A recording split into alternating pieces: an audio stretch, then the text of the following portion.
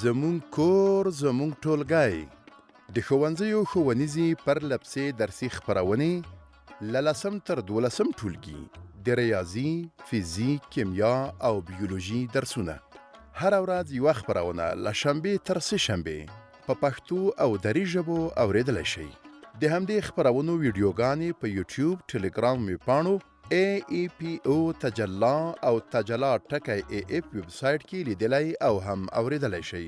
که زموږ د خپرونو په اړه نظر یا پوښتنې لرئ، له موږ سره د واتساپ په دې شمېره اړیکه ونیسئ: 0039 اووه 45 99 841. د لوی او بخښونکي څښتن تعالی په سپېڅلي نامه سلامونه او نیکې هیلې ګرانو زده کوونکو، په دې هیله چې ټول روغ او جوړ اوسئ. د 10م صنف کیمیا مضمون دی، 2م لوست دی او په تیر لوست کې تاسو ډېر مهم او اساسي موضوعات زده کړل. په 2م لوست کې د 10م صنف د کیمیا په مضمون کې به تاسو ته مرکزي اتم څخه پیل کوم چې مرکزي اتم څه ته وایي. مرکزي اتم ګرانو زده کوونکو یعنی هغه اتم ته موږ وایو چې تر ټولو لوړ مثبت چارج ولري، یعنی مثبت چارج یې لوړ وي. مثلا موږ ته یو مرکب راکړل کیږي او په دې مرکب کې موږ ته وایي چې تاسو دې کې مرکزي اتم په نښه کوئ، نو موږ به هغه اتم انتخابوو چې هغه تر ټولو لوړ چارج ولري، البته مثبت. ځینې وخت داسې نه شي منفي شپږ یې چارج ته وایي چې مثلا د یو اتم چارج دی منفي شپږ، د بل دی مثبت 3، ته وایي چې لوړ خو منفي شپږ ده، منفي شپږ لوړ نه ده. نو په دې خاطر زه وایم چې مثبت لوړ چارج، چې تاسو غلطې نه کوئ. نو په دې خاطر باندې هغه اول تعریف ده. تاسو په دې مثال کې ووینئ H2SO4 سلفوریک اسید ده او په دې سلفوریک اسید کې د هایدروجن چارج مثبت 1 ده، 2 ځلې راغلی ده. نو تاسو به داسې وکړئ چې دا به د دې چارج بیا ورته 2 سره ضرب کړئ چې مثبت 2 شو.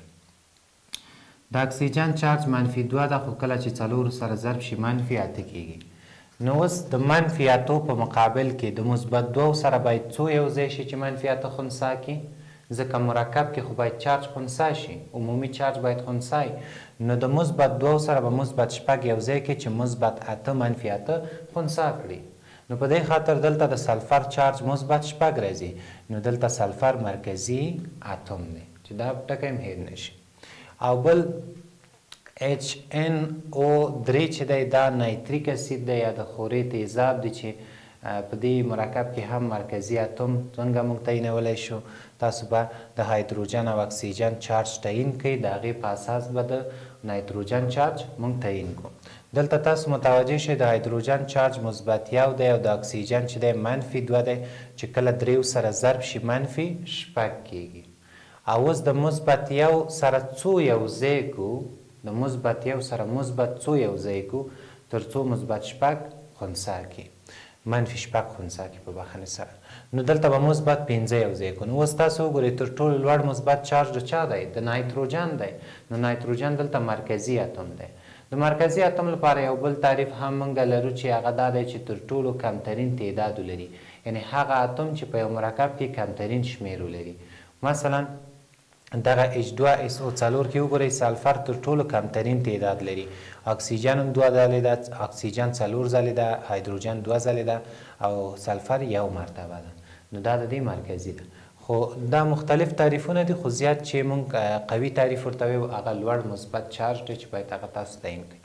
کاربن ډای اکساید کې د دې لنډ کار دا دی چې مثلا اکسیجن 1 ځلې راغلی او وبخښئ اکسیجن 2 ځلې راغلی او کاربن 1 ځلې ده. ان دا په دې معنا ده چې د یو کاربن مقابل کې څو اکسیجن دي؟ 2 اکسیجن دي. نو دا دلته موږ ته په دې نمایندګي کوي چې د یو کاربن په مقابل کې چې 2 اکسیجن شي، دا په دې معنا چې کاربن تر ټولو زیاتې اړیکې ټینګې کړي دي، تر ټولو زیاتې اړیکې جوړې کړي دي. نو هغه اتم یو بل تعریف هم شته، هغه اتم چې تر ټولو زیاتې اړیکې جوړې کړي هغې ته موږ مرکزي اتم ویلی شو. بل راځو مالیکولونو ته. ګرانو زده کوونکو موږ دغه مرکزي اتم څه لپاره تعینوو؟ د دې هغه هدف دا دی چې موږ فضایي فرمولونه غواړو رسم کړو. موږ غواړو فضایي فرمولونه د مالیکولونو رسم کړو. نو هغې لپاره به تاسو اول مرکزي اتم انتخابوئ او د مرکزي اتم او نور اتمونه ټول به د کرې په شکل رسموئ او د مرکزي اتوم کره چې ده دا به لږه لویه رسموئ او د فرعي اتومونو کرې چې دا به کوچنۍ رسموئ او په منځ کې چې خطونه دي هغه د اړیکو معنا ورکوي. چې دې قسمت کې تاسو وګورئ خطي مالیکول نه دي چې په خطي مالیکولونو تعریف که زه تاسو ته ووایم چې خطي مالیکول نه هغه مالیکول نه دي چې د مرکزي اتوم شاوخوا ته 2 الکتروني ساحې اوسي، یعنی د مرکزي اتوم شاوخوا ته 2 اتومونه وصلي او یا د مرکزي اتوم شاوخوا ته 2 جوړه الکترونونه وي. څو جوړه؟ 2 جوړه. نو اوس تاسو وګورئ بیریلیم، تاسو متوجه شئ بیریلیم ښي خواته یوه جوړه الکترون شو چې 2 دانې الکترونونه دي، یو د کلورین دی یو د ده، او چپ لاس ته هم یوه جوړه الکترونونه دي. او یا بل رقم بیریلیم مرکزي ده ښي خواته او چپ لاس ته یو اتوم ده. نو دلته موږ وایو چې دا خطي جوړښت دی. د دې فضایي جوړښت چې رسمو بیریلیم په کره په شکل رسمو او کلورین هم په دې شکل. په خطي جوړښت کې زاویه 180 درجې ده او د هغې تر څنګ هایبریډ هم sp دی. او بل کاربن ډای اکساید ته راځو چې کاربن ډای اکساید کې کاربن مرکزي ده او اکسیجنونه یې راسته او چپه خواته وصل شوي دي. چې دلته هم موږ وایو چې د مرکزي اتوم شاوخوا ته 2 الکتروني ساحې دي. دا تعریف ډېر معتبره دی چې د مرکزي اتوم شاوخوا ته 2 الکتروني ساحې اوسي یا 2 اتومه وصل اوسي. نو دلته هم همدا خبره ده چې دلته موږ وایو دا خطي جوړښت لري، فضایي جوړښت هم په دې شکل ده. دا 2 خطه یعنې 2 ګونې اړیکه ده، دا 2 خط هم 2 ګونې اړیکه. زاویه 180 درجې. مسطح مالیکولونو ته موږ مسطح مالیکول نه کوم مالیکول نه دي؟ هغه مالیکول نه دي چې 3 وجهي جوړښت ولري، 3 وجهې ولري، 3 مخیزه اوسي. یعنې په دې معنی برون ترای فلوراید ته وګورئ یا برون فلوراید ورته خلاص ویو. برون فلوراید ته وګورئ برون مرکزي ده او د برون په شاوخوا 3 نور اتومونه وصل شوي دي یا د برون پر شاوخوا 3 الکتروني ساحې دي. نو دې ته موږ وایو چې دا 3 وجهي یا مسطح جوړښت دی یا مثلثي مرته وایي. چې د دې فضایي جوړښت ته تاسو متوجه شئ زاویه 160 درجې ده. عموما په خطي جوړښت کې زاویه 180 درجې وي او په مسطح کې زاویه 160 درجې. څلور وجهي جوړښت کې ګران زده کوونکو دلته د اوبو مرکب چې تاسو وینئ، د اوبو مرکب چې دی د دې اکسیجن دی. دلته دقیق متوجه شئ، یو ډېر مهم ټکی ده. اکسیجن چې دی ګران زده کوونکو په خپل دا قسمت کې بیله کار ده. اکسیجن چې دی په آخر مدار کې 6 الکترونونه لري چې په دې 6 الکترونو کې یو الکترون د یو هایدروجن سره وصل کړی دی، سمه ده، او یو بل الکترون چې دی هغه د بل هایدروجن سره وصل کړی او عموما 2 جوړه آزاد الکترونونه د دې سره پاتې کیږي د اکسیجن سره. نو د اوبو د مالیکول په اړه وایي اوبو مالیکول چې دی غیر خطي دی. غیر خطي په دې معنی چې دا جوړه آزاد الکترونونه لري. نو دغه یوه جوړه آزاد الکترون د یوې زولې معنا لري. د چی؟ د یوې زولې معنا لري. او دغه یوه جوړه نور چې دی دا هم یوه زوله ده. نو اوس دلته په بخښنې سره نو دغه یوه جوړه آزاد الکترون نه یوه زوله جوړوي او دا یوه جوړه چې نور دی دا بله زوله جوړوي. 2 زولې خو د هایدروجنو شوي، 2 زولې نور هم جوړې شوي. څو زولې شوي؟ 4 زولې شو. نو 4 زولې چې شو بیا دې ته موږ دا خطي نه دی بلکې دا هم 4 وجهي دی او د دې زاویه چې دا 104.5 درجې ده چې دې باندې تاسو مطمئن اوسئ. ښه، او بل امونیا ته راځو چې امونیا NH3 ده. نایتروجن چې دی په خپل آخر مدار کې 15 الکترونونه لري او 15 کې 3 دانې د هایدروجنو سره مصروف شوي دي او 2 آزاد پاتې دي. هغه 2 چې آزاد پاتې دي هغه یوه زوله جوړوي. نو چې کله یوه زوله جوړه کړي نو 3 زولې د هایدروجنو سره شوې، یوه زوله هم د آزادو الکترونو څخه شوه. نو په دې خاطر دې ته موږ وایو چې دا 4 وجهي جوړښت لري. او بل راځو میتان ته چې میتان C4 دی چې دا هم 4 وجهي جوړښت لري او زاویه 109.5 درجې ده. ښه ګران زده کوونکو انشاءالله تر دې دمه پوه شوي اوسئ. استاد یو سوال لرم. زموږ یو ګران زده کوونکی پوښتنه لري، هغې پوښتنې ته به ځواب ورکړو. دغه زاویې ولې توپیر لري؟ ښه، د ګران زده کوونکي پوښتنه ډېره اسانه پوښتنه ده. ګران زده کوونکي ویلي چې دا زاویې ولې توپیر لري. دغه زاویې ولې توپیر لري؟ نو دغه زاویې په دې توپیر لري چې عموما د 4 وجهي جوړښت لپاره 109.5 درجې دا عمومي زاویه ده د 4 وجهي لپاره. خو بیا ځینې مرکبات دي چې د هغوی زاویه فرق کوي. مثلا اوبه او امونیا چې اوبه چې دي دا آزاد الکترونونه لري اکسیجن، او د آزاد الکترونونه چې دي د دفع قوه زیاته ده، د دفع قوه زیاته ده، او دا د دفع قوه د دې باعث کیږي چې زاویه کې تغییرات راشي، انحراف راشي. او بل په امونیا کې هم همداسې ده. دغه نایتروجن آزاد الکترونونه چې دي دا په دې دوو خواو باندې د دفع قوه وارده چې وارده کې په زاویه کې لږ څه تغییر راولي چې 1.9 درجې، اما عموما 1.9 درجې ده. او بل راځو مالیکولون ډولونو ته. عموما مالیکولونه چې دي 3 ډوله دي چې یو قطبي دي او بل غیر قطبي دي او بل آیوني دي. آیوني مالیکولونه چې دي تر ټولو کلک مالیکولونه دي چې په دې کې آیوني اړیکه ده، او قطبي چې دي او غیر قطبي په دې دواړو کې اشتراکي اړیکه ده. خو قطبي په دې معنی چې داسې یو اشتراکي اړیکه چې هلته د دواړو اتومونو قوت سره مساوي نه دی. مثلا هایدروجن او فلورین چې سره کله اشتراکي اړیکه جوړوي د دوی اشتراکي اړیکه قطبي ده. قطبي په دې معنی چې فلورین دلته قوي ده او هایدروجن ضعیف ده، یعنی دلته فلورین الکترون ځان خواته کش کوي او یو قطبي حالت رامنځته کوي، یعنی یو خوا مثبت چارج جوړیږي بل خوا منفي. نو دلته قطبي مالیکول هم په همدې شکل دی. او بل چې دی غیر قطبي مالیکول کې بیا اتومونه یو رقم ته دي، یو شانته دي، قوت یو شانته دی، اشتراکي اړیکې سره مساوي ده، قوت د دواړو اتومونو یو شانته لکه هایدروجن رابطه هایدروجن. او په قطبي کې به شکل غیر متناظر دی، یو خوا شکل د الکتروني وریځې شکل زیاتیږي بل خوا کمیږي چې هغې کې اچ رابطه اف مثال دی. او مالیکولون ترمنځ قوې دي چې مالیکولون ترمنځ قوې په دې معنی چې مونږ ویلي چې د اتومونو ترمنځ د جذب قوې ته څه وایي؟ د اتومونو ترمنځ د جذب قوې ته کیمیاوي اړیکه ویله. نو اوس که چېرته د مالیکولونو ترمنځ د جذب قوه مطالعه کړو، د مالیکولونو ترمنځ د جذب قوې ته څه وایي؟ د جذب قوې ته یعنی هدف یې د هماغه جذب قوه ده چې مالیکولي قوه ورته موږ ویلی شو. یعنی کله چې یو قوه دوه مالیکوله سره وصل کړي هغې ته موږ مالیکولي قوه ویو، یا بین المالیکولي هم ورته ویلی شو. نو یو ځای قوه ده چې اتومونه وصل کوي او یو ځای قوه ده چې مالیکولونه وصل کوي. نو هغه قوه چې مالیکولونه سره وصل کوي هغې ته بین المالیکولي وایي.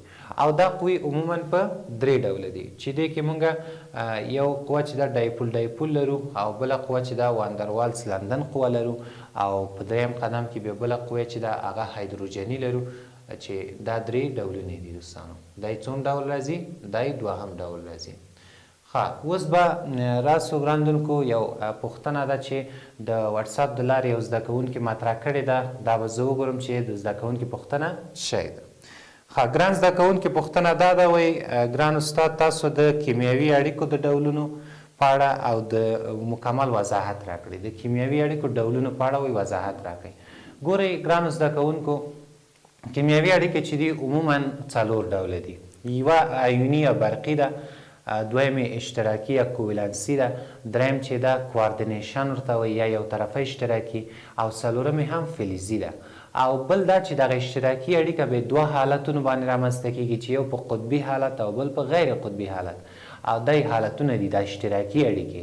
او بیا د دې اړیکو نه بغیر عموما دغه د کیمیاوي اړیکو شکلونه چې دي 2 ډوله دي چې یو سیګما ده او بل څه ده پای ده، چې دای باندې انشاءالله چې ګران زده کوونکی پوه شوی اوسي. راځو خپل درس ته ادامه ورکوو. ډایپول ډایپول قوه چې ده دا په قطبي جامداتو کې ده، یعنی هغه جامدات چې هغې قطبي شکل لري، یعنی هغه مالیکولونه چې هغې قطبي اوسي. قطبي په دې معنی ګورئ اچ رابطه اف، دلته هایدروجن قوت کم ده، د فلورین زیات ده، نو دا یو قطبي مالیکول جوړیږي او منفي چارج د فلورین خواته ځي، مثبت د هایدروجن خواته ځي، یعنی دلته شکل هم به غیر متناظري یو قطبي مالیکول ده. نو یو قطبي مالیکول دا ده، یو دا ده او یو هم دا ده. 3 قطبي مالیکولونه دي، او په دې قطبي مالیکولونو کې تاسو وګورئ چې دغه قسمت کې دغه نقطه نقطه چې مې رسم کړې دلته ډایپول ډایپول قوه جوړیږي. ډایپ 2 ته وایي، پول قطب ته وایي، قطب یعنی 2 قطب سره چې کېږي وصل کېږي. یعنی په دې خاطر دې ته موږ وایو چې دغه قسمتو کې ډایپول قوه رامنځته شوې. ولې؟ ځکه دې قسمت کې تاسو وګورئ دا منفي قطب ده دوستانو، او دا هم چې دی مثبت دی. مثبت منفي او بل نه جذب کوي، جذب کوي. نو دوی دا باعث کېږي چې دغه اچ رابطه اف دا مالیکول د دې اچ رابطه اف د دې بل مالیکول سره وصل شي. او همدارنګه دلته هم یو منفي چارج لرو او یو مثبت چارج لرو چې دا دواړه یو بل جذب کوي. او دغه قسمت کې د ډایپول ډایپول هغه قوانین داسې دي چې تاسو باید دا ډایپولونه داسې سره یو ځای کې چې مثبت د منفي مقابل کې راشي. مثلا دغه هر یو شکل چې ما رسم کړی دا یو ډایپول دی، او دلته وګورئ منفي د مثبت مقابل کې، مثبت د منفي مقابل کې، ګورئ په دې شکل باید وشي تر څو د دوی ترمنځ د جذب قوه تاثیر وکړي. او دوهم ډول قوه چې ده هغه واندروالس لندن قوه ده چې واندروالس لندن قوه خپله واندروالس یو عالم و یو کیمیاپوه او د داسې یو نظریه ورکړه چې په غیر قطبي مالیکولونو کې هم د جذب قوه عمل کوي او د غازونه مطالعه کړل او په غازاتو کې وویل چې د غازونو د مالیکولونو ترمنځ چې غیر قطبي دي د دوی ترمنځ هم د جذب قوه ده خو کله چې مونږ دقیق متوجه شو ګورئ د هایدروجن یو مالیکول او د هایدروجن بل مالیکول د دې چارج شی دی د دې چارج چې دی مثبت دی سمه ده او د دې بل چارج شی ده د دې چارج هم مثبت دی نو مثبت خو مثبت یو بل دفع کوي نو دلته واندروالس ته علما ویلي چې دا څنګه دا خو باید یو بل دفع کړي ځکه دواړه مثبت دي ګورئ هایدروجن رابطه هایدروجن دا یو مالیکول شو او په څنګ کې هایدروجن رابطه هایدروجن دا بل مالیکول شو نو دوی دواړه باید یو بل دفع کړي ځکه دواړه مثبت دي خو برعکس دوی ویل چې نه یوه جذب قوه هم شتون لري خو د دې جذب قوې په علت نه پوهېده بیا بل عالم په نوم د لندن او لندن بیا داسې نظر ورکړه چې د جذب قوه شتون لري یو ضعیفه د جذب قوه ده چې هغې ته د لندن قوې نوم یې ورکړه او دا قوه وایي په لحظوي شکل ده یعنی پولرایزیشن په شکل ده پولرایزیشن په دې معنی چې په لحظه لحظه کې دا قوه رامنځته کیږي او بیرته په لحظه لحظه کې له منځه ځي او همدغه لحظوي قوه چې ده ډېره ضعیفه قوه ده او دا کولی شي چې غیر قطبي مالیکولونه سره وصل کړي نو انشاءالله چې تر دې دمه پوه شوي اوسئ دریم ډول قوه چې ده هغه رابطه هایدروجني قوه ورته ویل کیږي او یا موږ ویلی چې هایدروجني اړیکه نو هایدروجني اړیکه چې ده دا دریم ډول بین المالیکولي قوه ده چې دا د مالیکولونو ترمنځ رامنځته کیږي او د دې قوې د رامنځته کېدو لوی علت چې دی هغه د هایدروجن شتون دی نو په دې خاطر ورته وایي چې هایدروجني اړیکه هم ویلی شو تاسو په دې قسمت کې متوجه شئ وایي هر کله هایدروجن د الکترونیګیټیو اتومونو ترمنځ ځای ونیسي یعنی هایدروجن خپله الکترو پازیټیو دی یعنی الکترون ورکوونکی ده مثبت چارج ځان ته نیسي نو هر کله چې هایدروجن چې خپله الکترو پازیټیو دی که دا چیرته د الکترونیګیټیو اتومونو ترمنځ راشي نو دلته هایدروجني اړیکه جوړیږي او د دې هایدروجني اړیکې علت هم همدغه د هایدروجن شتون دی چې دوه الکترونیګیټیو اتومونه سره وصل کوي په الکترونیګیټیو عنصرونو کې خو عنصرونه زیات دي خو کوم عنصرونه چې په هایدروجني اړیکه کې ډیر زیات رول لري هغه فلورین دی اکسیجن دی او نایتروجن دی چې دا درې عنصرونه به د یو مخفف په شکل په ډیر اسانه ژبه موږ ورته هلته ویو چې فون چې ورته ویو فون ورته ویو یعنې دغه درې دانې الکترونیګیټیو عنصرونه دي چې کله هایدروجن د دوی ترمنځ راغی نو دلته هایدروجني اړیکه رامنځته کیږي په دې قسمت کې تاسو ووینئ چې اچ رابطه اف اچ رابطه اف بیا اچ رابطه اف او اچ رابطه اف نو که چیرته تاسو دلته متوجه شئ د هایدروجن قسمي چارج دلته څو دی مثبت دی او دلته د دې قسمي چارج منفي دی او د فلورین هم منفي دی او هایدروجن الکترو پازیټیو دی او فلورین چې د الکترونیګیټیو دی نو ګورئ هایدروجن ته وګورئ چې د دوو فلورینو ترمنځ راغلی ده نو دلته دا فلورین غواړي چې هایدروجن ځان خواته کش کړي او دا بل فلورین چې دی دا هم غواړي هایدروجن ځان خواته کش کړي ځکه خپل الکترونیګیټیو دی فلورین او غواړي چې هایدروجن ځان خواته کش کړي نو بالاخره هایدروجن د دوی ترمنځ ځای نیسي او په وسط کې قرار نیسي او د دوه اتومونه چې فلورینو دوه فلورینه دي دا سره وصل کوي او په همدې یو ځای کې ساتي چې د دې له برکته به په حقیقت کې دوه مالیکوله وصل کیږي کوم دوه مالیکوله ګورئ دلته تاسو متوجه شئ یو اچ رابطه اف دا مالیکول او بل اچ رابطه اف دا مالیکول دا دواړه مالیکولونه دلته د هایدروجن له طریقه یا د هایدروجن په اساس د سره وصل کیږي او دلته هایدروجن د یوې رابطې یا د یوې قوې عمل کوي نو په دې خاطر دې ته موږ وایو چې دا هایدروجني اړیکه ده په اوبو کې که چېرته تاسو متوجه اوسئ د اوبو فرمول خو تاسو پوهیږئ چې H2O دی د اوبو فرمول څه شی ده H2O دا د اوبو فرمول دی خو همدا د اوبو فرمول زه کولی شم چې په دې شکل هم ولیکم چې O رابطه H رابطه H په دې شکل هم لیکلی شو نو اوس غواړم چې د دې اوبو فرمول یا خپله دغه د اوبو په مالیکولونو ترمنځ هایدروجني اړیکه ده او دا هایدروجني اړیکه څه رقم ده یو لنډ شکل کې ستاسو ته ښیم اوس تاسو وګورئ چې دلته هایدروجن او د اکسیجنو ترمنځ راغلی که نه دی راغلی نو دلته 3 نقطې ما ورکړي دلته هایدروجني اړیکه رامنځته شوې ده. بل تاسو وګورئ دلته هایدروجن د اکسیجنو ترمنځ ده که نه ده نو دلته مې 3 نقطې ورکړي یعنې په دې معنی چې دلته هم هایدروجني اړیکه رامنځته شوې ده. په همدې شکل دغه هر ځای کې چې تاسو وینئ چې کوم ځای کې دغه 3 نقطې دي دلته هایدروجني اړیکه ده او په دې قسمت کې هایدروجن د اکسیجنو ترمنځ راغلی ده دوستانو. نو په دې شکل باندې د اوبو په مالیکولونو ترمنځ هایدروجني اړیکه شتون لري. او دا هایدروجني اړیکه چې په اوبو کې شتون لري دا د دې باعث کیږي یو ډیر مهم ټکی چې په هایدروجني اړیکه کې دی هغه دا ده چې هغه مرکبات چې هایدروجني اړیکه لري د هغوی د غلیان ټکی د ایشېدو ټکی لوړ ځي. دا ډیر مهم ټکی ده. نو تاسو که چېرته فکر کړی چې اوبه په 100 درجو کې په جوش راځي یو علت یې غټ لوی علت یې څه شی ده چې په د اوبو په مالیکولونو ترمنځ هایدروجني اړیکه ده. او بل د دې قسمت تاسو پوه شوئ. بل راځو هایدروجني اړیکه کولی شي دایمیر جوړ کړي. دایمیر څه معنی؟ دوه دانې مالیکولونه دي له موږ سره دواړه یو شانته مالیکولونه دي او دوی دواړه مالیکولونه په جوړی شکل هایدروجني اړیکه جوړوي. یعنې هایدروجني اړیکه دلته فقط دوه یو شانته مالیکولونه سره په جوړی شکل څه کوي وصلوي. تاسو وګورئ دلته H رابطه C 2 رابطې O رابطه OH ګورئ په دې شکل کې او دلته هم H رابطه C 2 رابطې O رابطه H. دغه دوه مرکبونه عین مرکبونه دي مخ په مخ یو بل ته رسم شوي دي او تاسو وګورئ چې دلته هایدروجن د دوه اکسیجنو ترمنځ راغلی او دلته هایدروجن هم د دوه اکسیجنو ترمنځ راغلی ده چې دې ته موږ وایو چې دوی دایمیر جوړ کړی. دایمیر دې ته وایي. او بل ګرانو زده کوونکو بل دا چې هایدروجني اړیکه کیدای شي چې د دوو مستقلو مالیکولونو ترمنځ او امکان لري چې خپله د مالیکول په منځ کې یعنې امکان لري چې داخلي هایدروجني اړیکه ولرو او امکان لري چې خارجي هایدروجني اړیکه ولرو. یعنې په دوه حالتو کې ده یو په داخلي حالت او یو خارجي کې ده. داخلي حالت چې دی هغه کوم حالت دی ګورئ دلته یو مرکب دی هایدروکسي بنزالډیهاید.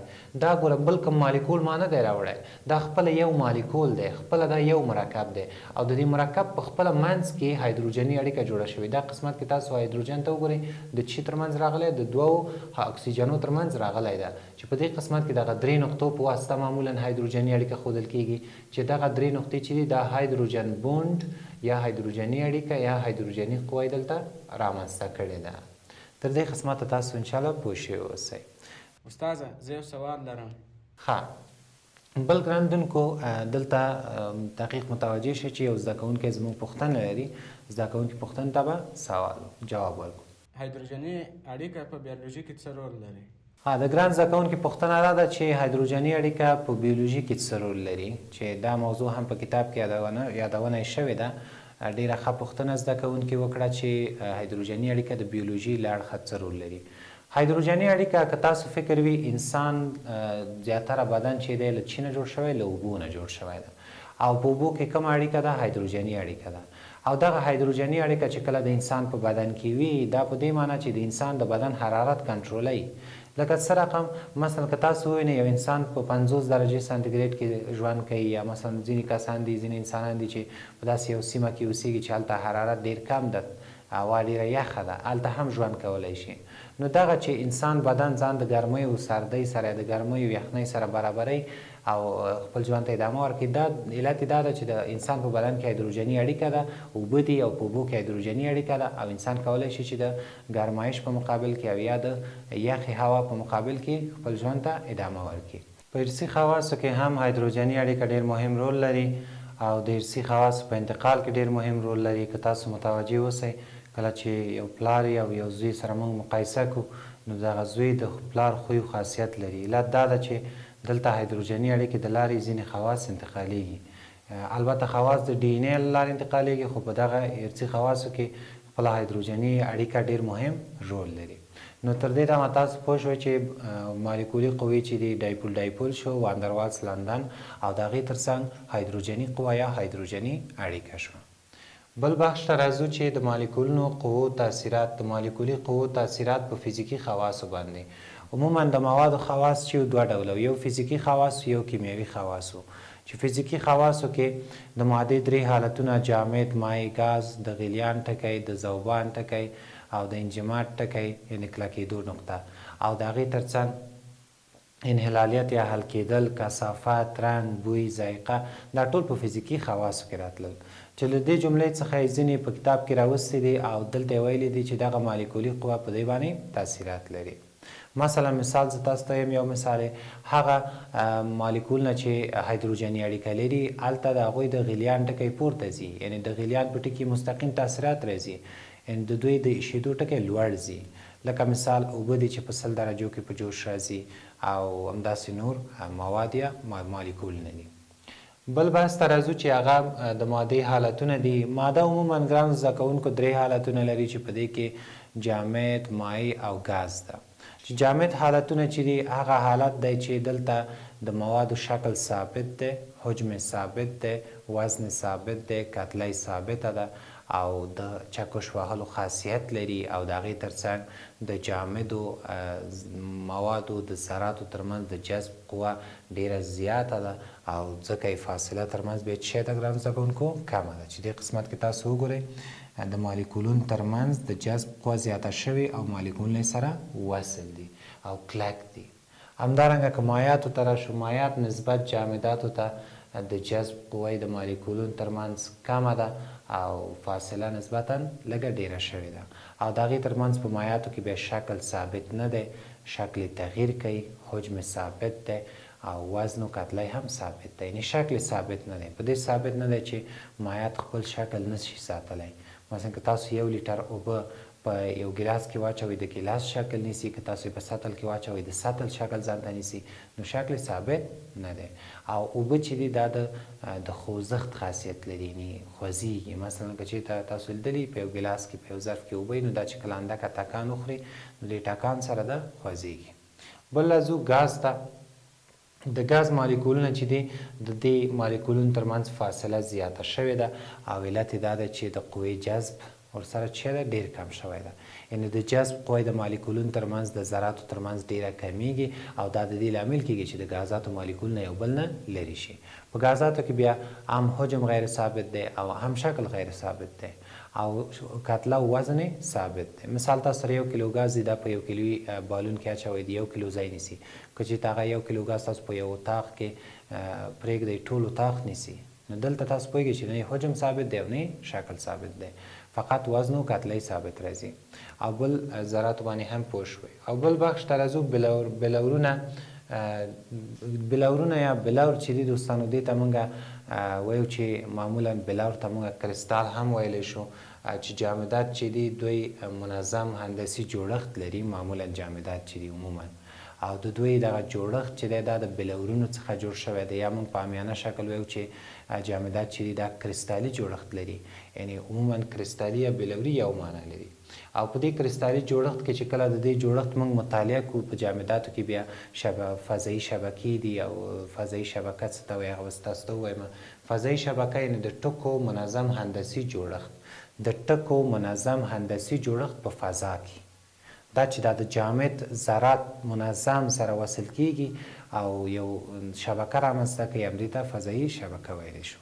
چې دا فضایي شبکه په بلورونو کې ده یا کریستالونو کې رامنځته کیږي چې د دې هغه شکل هم دلته یو شکل ما لنډ رسم کو، تاسو نور شکلونه په کتاب کې شته دی، هغه تاسو وګورئ.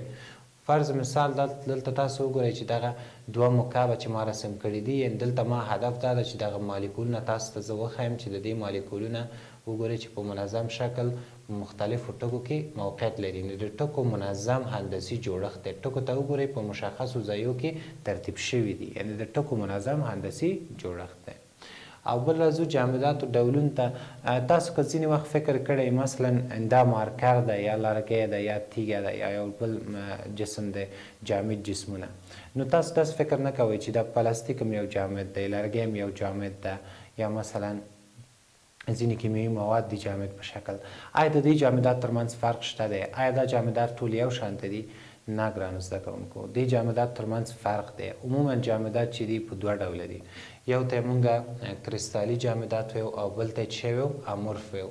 چې کریستالي جامدات چې دي دا هغه جامدات دي چې د دې لپاره موږ لنډ تعریف ویو چې د دوی هندسي جوړښت منظم دی او دوی منظم مالیکولونه منظم ترتیب لري او امورف چې دي دا چې دي د دې مالیکولونه غیر منظم ترتیب لري یعنی مالیکولونه په منظم شکل نه دي چې به کریستالي جامدات چې دي دا په منظم شکل ماتیږي د دې هغه شبکه ما تاسو ته درښودل د فضایي شبکې ده چې دلته بلورونه دي دا قسمت کې د دې مالیکولونه دي او امورف هم په دې شکل چې لږ ګډوډ مې رسم کړي دي او علت دا ده چې د دوی مالیکولونه منظم نه دي امورف ګرانو زده کوونکو معنی څه ده ا په معنا د نه او مورف په معنا د شکل یعنی نه شکل یعنی داسې یو مواد چې د هغې شکل منظم نه وي شکل مشخص نه وي زل خپل شکل د لاسه ورکوي یا غیر منظم ماتیږي لکه شیشه لکه یخ ټوټه دا په غیر منظم شکل ماتیږي ځکه دوی چې د خپل شکل ساتلی نشي نو انشاءالله چې تر دې دمه تاسو پوه شوي اوسئ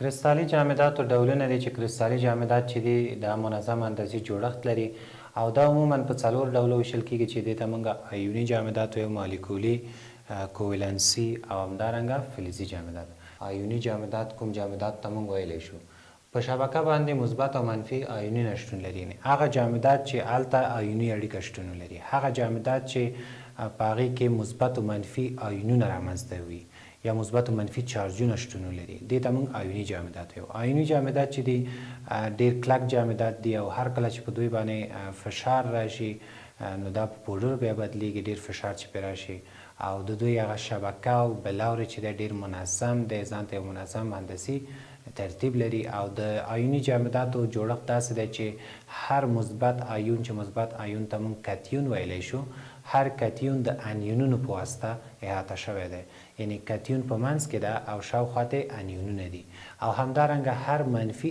آیون یعنی انیون بیا د دې شاوخواته چې مثبت آیونونه راټول شوي دي چې د دې یو ښه مثال چې دی هغه سودیم کلوراید دی چې سودیم کلوراید یو آیوني مرکب دی بل مالیکولي جامدات لرو مالیکولي جامدات چې دي دا له نوم څخه معلومیږي چې یعنی دا په مالیکولونو کې ده مالیکول په دې معنی چې هغه عناصر چې په جوړه شکل پیدا کیږي او مالیکولي شکل باندې پیدا کیږي نو هغې ته موږ به مالیکولي جامدات ویلی شو البته ټولې نه هغې چې جامدات دي د هغې تر څنګ اتومي جامدات ته راځو چې اتومي جامدات ته کوولانت جامدات هم ویلی شو او عموما اتومي جامدات په نامه ډېر یادیږي اتومي جامدات چې دي دلته د کوولانت اړیکه شتون لري او اتومونه درې بعدي شبکې رامنځته کوي دا یو توپیر دی چې اتومونه هلته څو بعدي شبکې رامنځته کوي درې بعدي شبکه یا جوړښتونه رامنځته کوي چې د دې جملې څخه بیا ګرافیت دی الماس دی او سلیکان کارباید دا د دې مثالونه دي ګرافیت که تاسو لیدلی اوسئ دغه د پنسل نوکه که تاسو لیدلي دا د پنسل نوکه چې ده دا ګرافیت ده فلزي جامدات چې دي دا هغه جامدات دي چې فلزي اړیکه ولري فلزي اړیکه تاسو پوهیږئ چې کومه اړیکه ده یعنې هغه اړیکه چې هلته فلزاتو آزاد الکترونونه حرکت وکړي او دغه آزاد الکترونو حرکت د دې باعث کېږي چې فلزي اړیکه رامنځته شي دا زموږ دوهم درس تر بل درس مو پلی او بخښونکي رب سپارم